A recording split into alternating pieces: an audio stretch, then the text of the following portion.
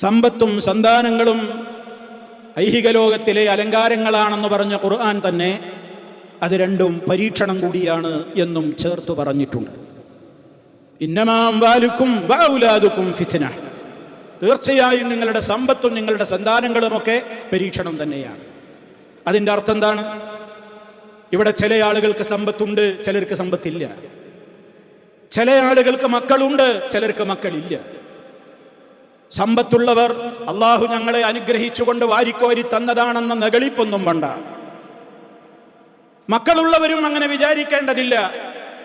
കാരണം അത് രണ്ടും പരീക്ഷണമാണ്. നൽകിയും പരീക്ഷിക്കും, നൽകാതെയും പരീക്ഷിക്കും. പരിശുദ്ധ ഖുർആൻ പറഞ്ഞു, ലില്ലാഹി മുൽക്കു സമാവാതി വൽ അർദ്, ആകാശഭൂമികളുടെ മുഴുവൻ രാജാധികാരം അവനുള്ളതാണ്. യഖ്ലുഖു മാ യശാ, അവൻ ഉദ്ദേശിക്കുന്നതിനെ അവൻ പടക്കും. യഹബു ലിമൻ യശാഉ ഇനാസാ, അവൻ ഉദ്ദേശിക്കുന്ന ദമ്പതികൾക്ക് അവൻ പെൺമക്കളെ മാത്രം കൊടുക്കും. വയഹബു ലിമൻ യശാഉ ദുകൂർ, ചില ദമ്പതികൾക്ക് അവൻ ആൺമക്കളെ മാത്രം കൊടുക്കും. ഔ യുസവ്വിജുഹും ദുക്റാനം വ ഇനാസാ, ചിലർക്ക് അവൻ ആൺകുട്ടികളെയും പെൺകുട്ടികളെയും ഇടകലർത്തി കൊടുക്കും. അവസാനം പറഞ്ഞതുകൂടി ശ്രദ്ധിക്കുക, വയജ്അലു മൻ യശാഉ അഖീമാ, അവൻ ഉദ്ദേശിക്കുന്ന ചിലർക്ക് ഒന്നും കൊടുക്കൂല. മക്കളില്ലാത്ത ഒരുപാട് ആളുകൾ ലോകത്തുണ്ട്. ശേഷം അല്ലാഹു പറഞ്ഞതെന്താണ്? ഇന്നഹു അലീമുൻ ഖദീർ, അല്ലാഹുവാണ് അറിയുന്നവൻ. ആ വാചകം ശ്രദ്ധിക്കണം. അള്ളാഹ്ക്ക് കഴിവുണ്ട്, അവൻ അറിയുന്നവനാണ്. ആർക്കൊക്കെ എത്ര അളവിൽ എത്ര കൊടുക്കണം എന്ന് അള്ളാഹ്ക്ക് അറിയാം.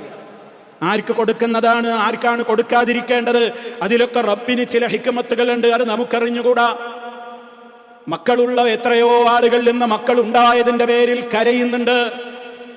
ആജീവനാന്തം ഉറക്ക് നഷ്ടപ്പെട്ടുകൊണ്ട് എനിക്കിങ്ങനെ ഒരു മകനുണ്ടായിപ്പോയല്ലോ, എനിക്കിങ്ങനെ ഒരു മകളുണ്ടായിപ്പോയല്ലോ എന്നോർത്തുകൊണ്ട് സങ്കടക്കണ്ണീരിൽ മുങ്ങിക്കഴിയുന്ന എത്രയോ രക്ഷിതാക്കളുണ്ട്. കാരണം ആ വിധത്തിലുള്ള നെറികെട്ട ജന്മങ്ങൾ ഉണ്ടായിട്ട് കാര്യമുണ്ടോ? അപ്പോ മക്കൾ ഉണ്ടായി എന്നുള്ളത് കൊണ്ട് വലിയ അനുഗ്രഹമാണോ? അല്ല, രണ്ടും പരീക്ഷണമാണ്. ഉണ്ടായവരും ശ്രദ്ധിക്കണം, മക്കളില്ലാതെ പോയവരോ നിരാശയുടെ തീരാക്കയത്തിൽ മുങ്ങിത്താണ് ആത്മഹത്യയിലേക്കോ റബ്ബേ നീ എന്തേ ഇങ്ങനെ ഇന്നെ ഒറ്റപ്പെടുത്തിയത് എന്ന ക്ഷമകേടിന്റെ വാക്കുകളിലേക്കോ തിരിയുന്നതിന് പകരം റബ്ബിന്റെ തീരുമാനം എൻ്റെ വിഷയത്തിൽ അതായിരിക്കും എനിക്ക് ഖൈർ എന്നോർത്തുകൊണ്ട് അവൻ സംതൃപ്തനാവുകയും അവൻ സഹിക്കുകയും ചെയ്യുന്നുവെങ്കിൽ അവന് സ്വർഗത്തിൽ ഉന്നതമായ പദവി ഉണ്ടാകും. അതിലൊരു സംശയവുമില്ല.